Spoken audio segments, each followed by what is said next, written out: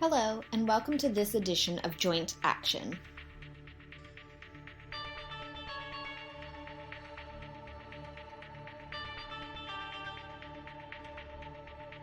This podcast is dedicated to all those out there who have osteoarthritis. On the show, we unpack the truth and demystify the myths about the disease and its management. If you have joint pain and want to know more about how to manage it from the world's best experts, you have come to the right place. Without further ado, it is time to welcome your host, David Hunter.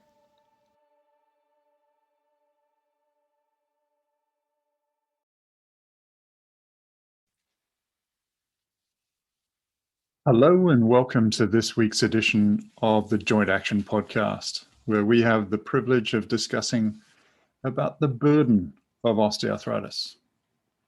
Now, the impact of osteoarthritis remains a major challenge for healthcare systems worldwide, with approximately 528 million people affected around the world. The global prevalence of hip and knee osteoarthritis is approaching 5% and is expected to increase further with the aging population. The increasing rates of obesity in adults, combined with the lack of physical activity and joint injuries, are also contributing to the rise in osteoarthritis incidence. Osteoarthritis is a serious condition which has substantial implications on one's day-to-day functioning. It is associated with other diseases such as high blood pressure, high cholesterol, and back pain, all of which lead to an increase in mortality. Now, for those of you out there who have osteoarthritis, none of this will come as a complete surprise to you.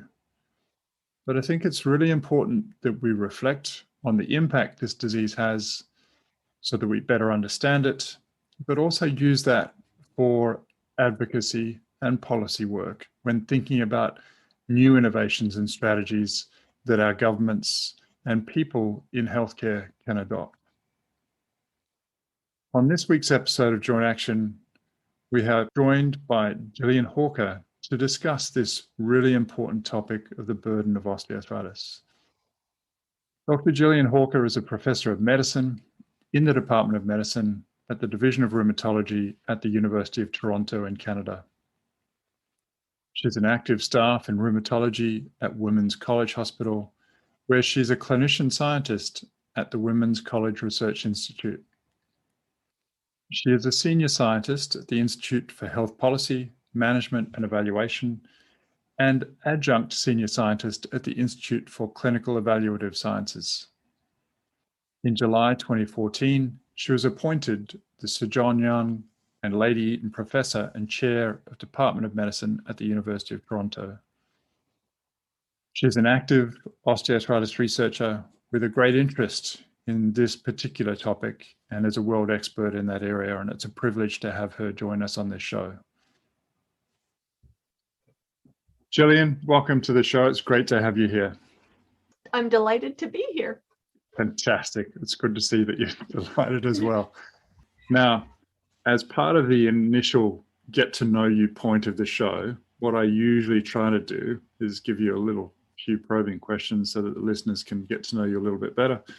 It also helps for me to get to know you a little bit better. But in the first instance, can you share with the listeners a little bit more about your background and what a typical day looks like? So I'm a rheumatologist in Toronto at the University of Toronto, but I spend most of my time doing two things, doing clinical research in the area of osteoarthritis and a large administrative role at the university where I'm the chair of the Department of Medicine. So I'm responsible for all the clinical training of people in various medical specialties and research. Wonderful. Now, probably of greater interest to you, but when you're not doing your day job, what is it that you like to do? Albeit there's probably only 3 hours a year that happens. Yeah, I was going to say, it's true. There's not a lot. Travel. I love to travel, which is not great during the pandemic. Yeah. I've got one kid in Stockholm and one child in England, London. So, but I like to travel, love to hike with that family, have a great garden, love to garden. So I like being outdoors and physically active.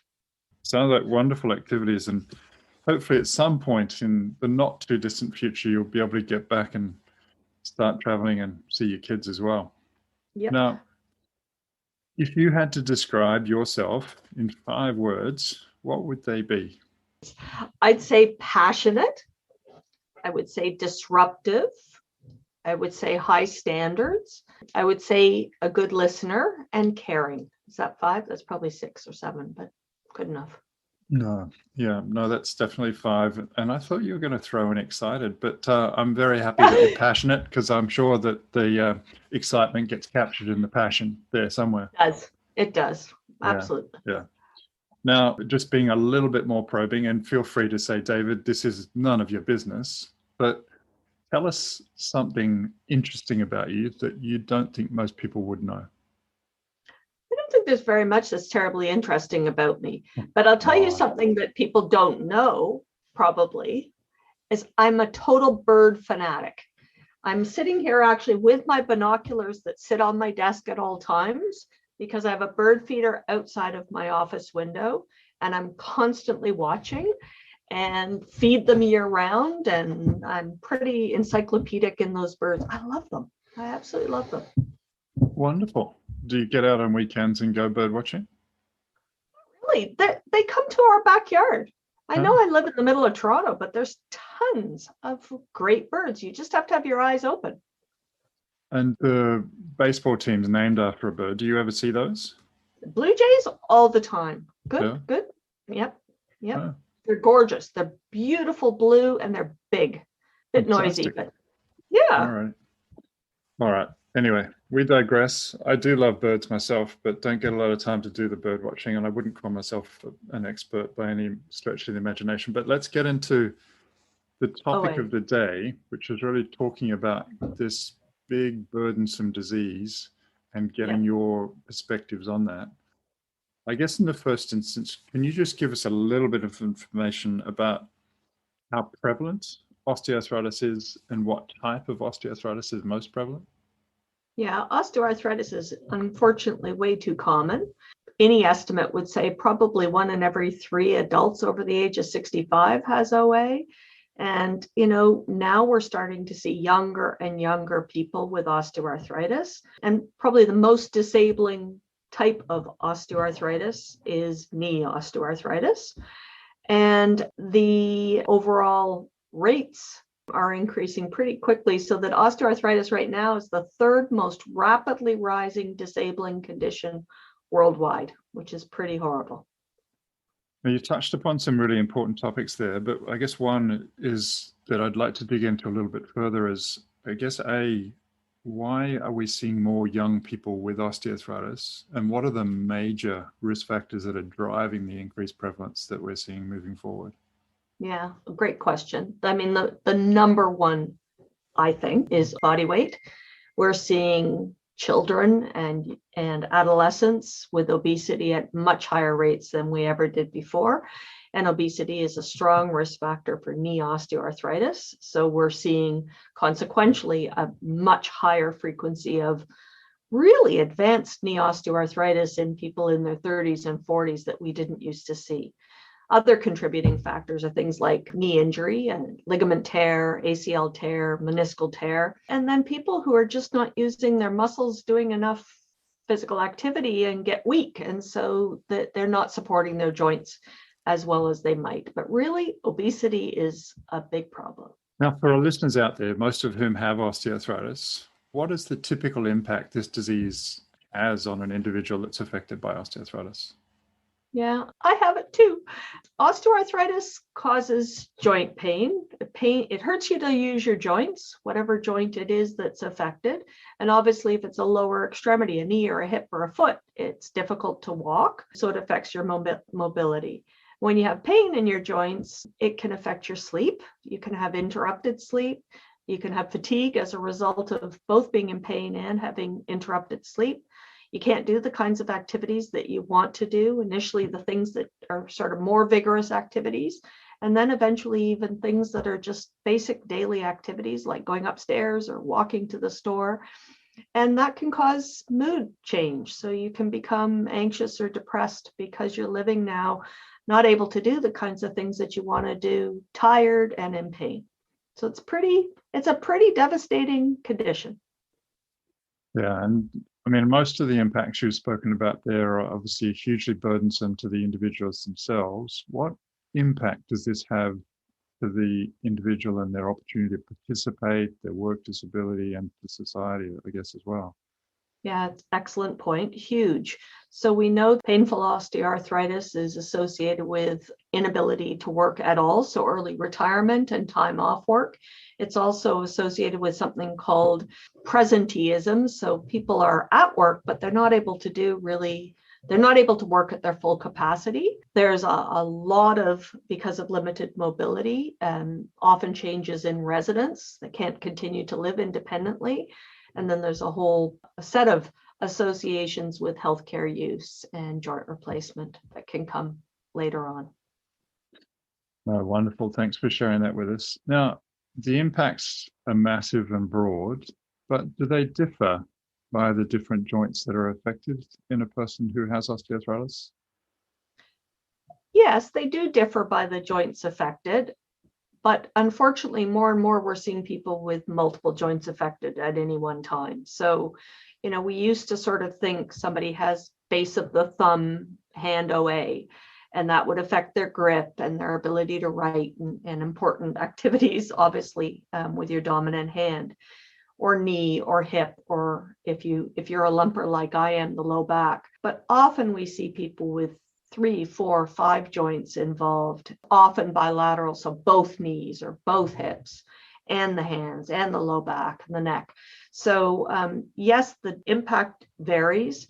It seems to be greater with impact on the lower extremities, the hips, the knees, the feet.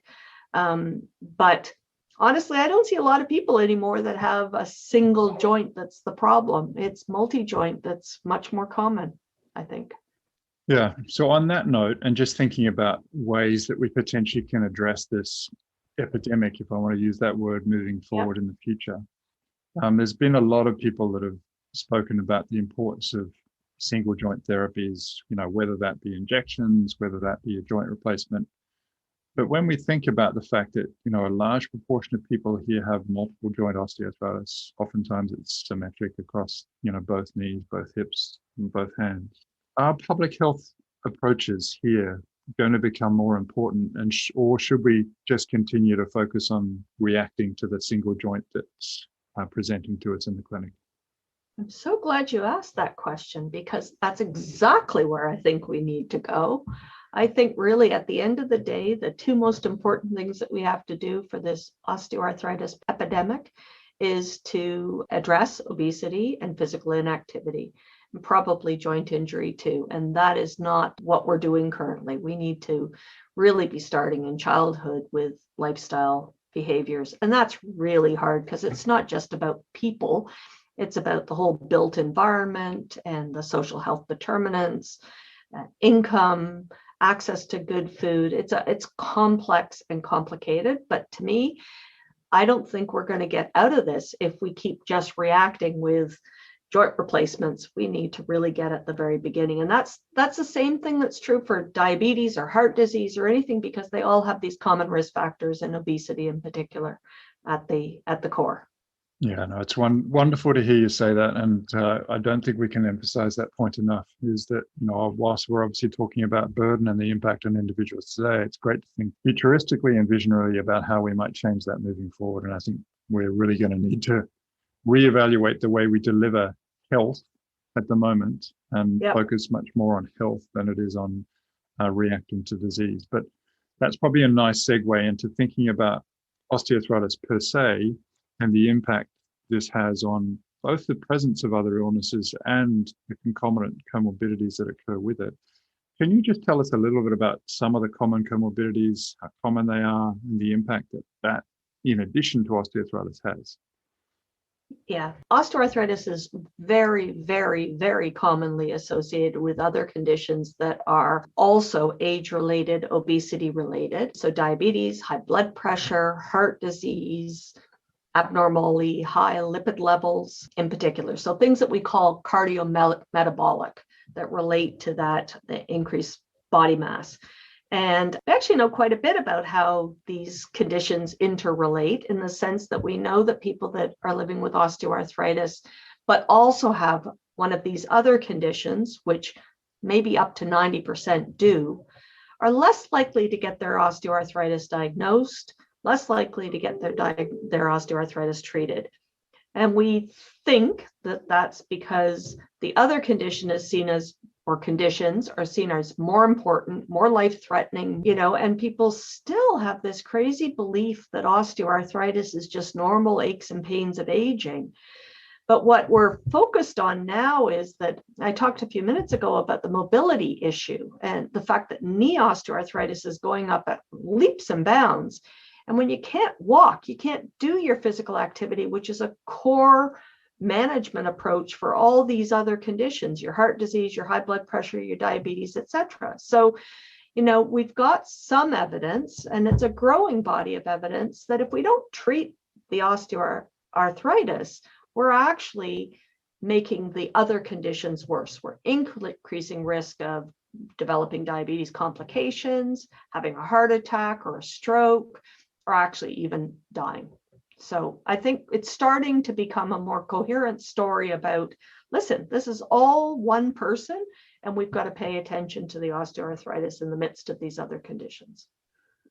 It's so important. And I guess the unfortunate and frustrating element of most medical care at the moment is we oftentimes tend to be very siloed, very much focused on diseases that kill you, as opposed to those that maim or disable you.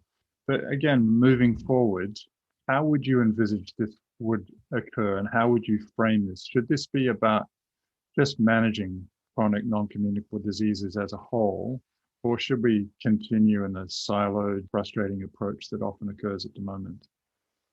Actually, we're working right now on a project to identify and treat osteoarthritis, knee osteoarthritis in people with diabetes, to prove, hopefully, that if we can improve their ability to be mobile, that we can actually improve their diabetes management.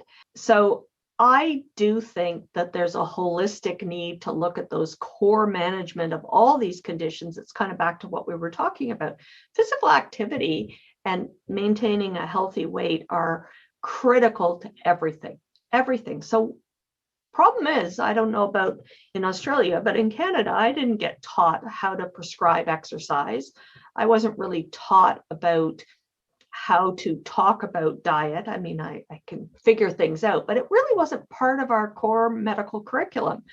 I think it should be. I think we should all know how to talk to people about physical activity and about weight management. There's actually more been done on weight management than there has been on physical activity. We've just finished doing interviews of family physicians and endocrinologists who treat diabetes. And even though physical activity is in every guideline for the management of diabetes, and most of them have, diabetes educators and, these complex diabetes programs, nobody is trained to talk about physical activity, and nobody's asking about joint complaints. And when the joint complaints come up, they say, oh, well, there's nothing we can do about that. I guess we shouldn't be pushing you to do exercise. So, I totally think we need to shift the way we think about, it's kind of the same conversation we just had, is we physicians need to get with the program and really need to be learning how to do motivational interviewing, talk about physical activity, healthy lifestyle, and in a pragmatic and simple way that resonates with the rank and file population that we're taking care of. Yeah, such important issues, and hopefully we can address some of those gaps, particularly the educational gaps, moving forward. As we've alluded to, some of these diseases get higher priority, such as cancer and heart disease, because the perception is that they kill you, and rightfully so. Historically, I think most people have thought osteoarthritis is not associated with any increase in mortality, but rather just disability. Well, I shouldn't say just, but disability. Yep. What's the truth? I don't think we know quite yet, but I would say I think there is an increased risk of death associated specifically with osteoarthritis. We know a lot of that is due to other risk factors that we've already talked about, obesity, probably physical activity, etc. I guess the big question is whether there's some level of inflammation in the body associated with osteoarthritis that might be contributing to risk over and above the other conditions, being heavy, being physically inactive, pain. But I think there is, and we have shown that there is a meaningful increased risk of death associated with osteoarthritis. Yeah, such important messages. And I hope some of those messages get through to both the listeners, but also ultimately in time to policymakers and government so that they can influence the care that people receive. Now, is there anything on the topic of burden and impact of this disease that you think we haven't emphasized enough, that you haven't spoken about, that you'd like to cover off?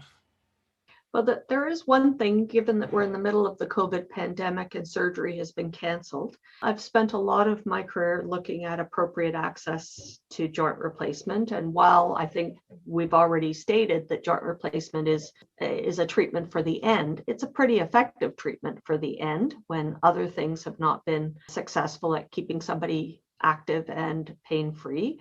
I've seen through the pandemic so many people toss musculoskeletal surgery, joint surgery, like joint replacement, off as, it's optional, it's elective, it's not important.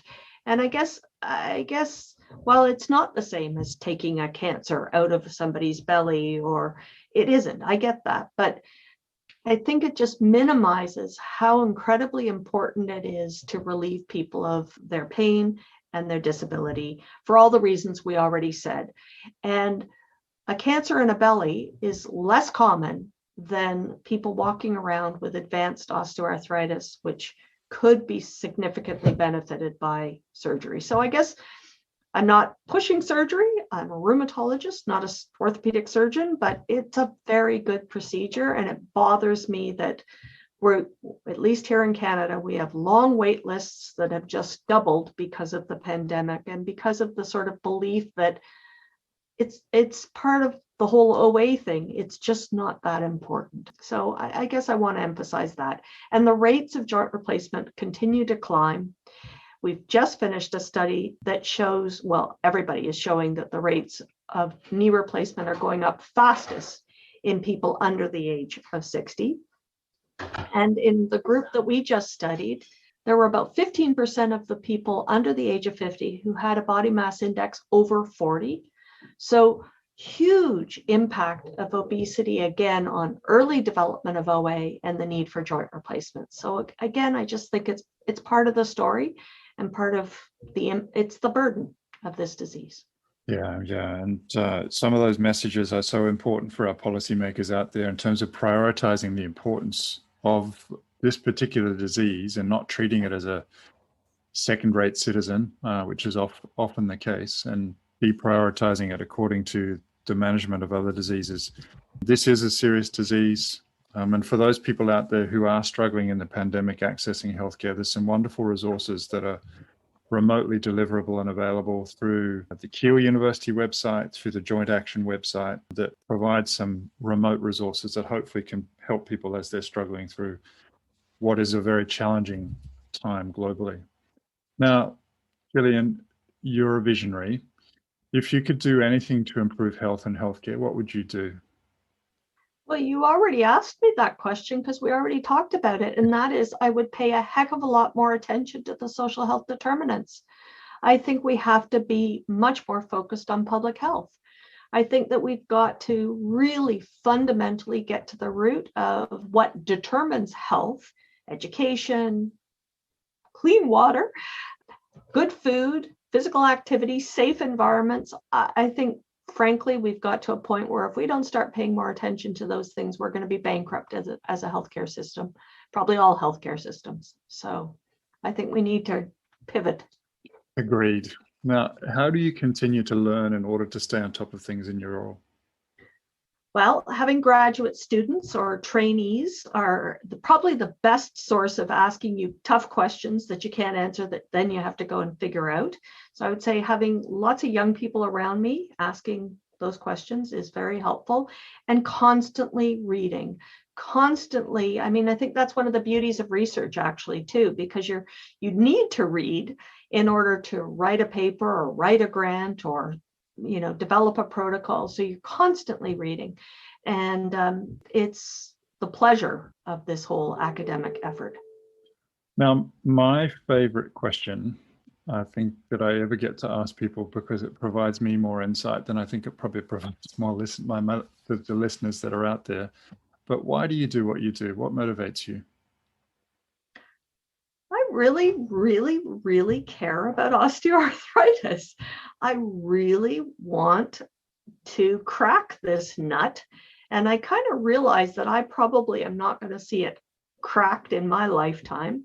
But I do feel that what you're doing and what I'm doing in terms of advocacy and providing new knowledge that helps to influence policymakers is it's just so meaningful. It's really gratifying, and taking care of patients is the most wonderful thing in the world. So, it's a good job.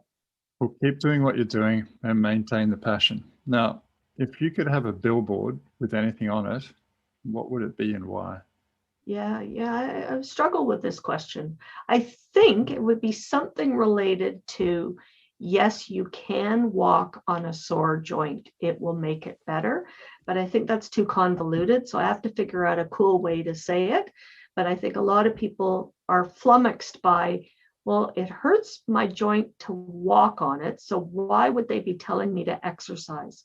So it's busting that myth that I think I would use the billboard to do. Yeah, so something like stay active, don't fear it, or something. Yeah, that's good. Okay, I'll think about that one. I'm sure you'll come up with something brighter and more creative than I did. But is there any one piece of advice, knowledge, wisdom that you'd like to give to people out there who have osteoarthritis? I would say that people need to demand care. I think people with osteoarthritis have become complacent, or maybe always were complacent, because everybody tells them that their disease is not important and you can't do anything about it and it's not serious. So really the best thing that could happen would be that people don't take no for an answer. I have to tell you a little anecdote. One of my research patients actually said to me, her family doc told her that she was just getting too old, and it was just aging and wearing of her knee. And she said, well, with all due respect, Dr. So-and-so, my left knee is the same age as my right knee and it's not bothering me at all. So I think we need more patients questioning their clinicians, their physicians, and demanding the care that they deserve. Yeah, definitely don't take this lying down. Get as proactive as you can and demand better care. Completely agree. Now, Gillian, what have you read or listened to recently that inspired you? Maybe something too wacko out there. I've been spending a lot of time really on equity, diversity, inclusivity. And in Canada, we're having quite a horrible time with anti-Indigenous racism.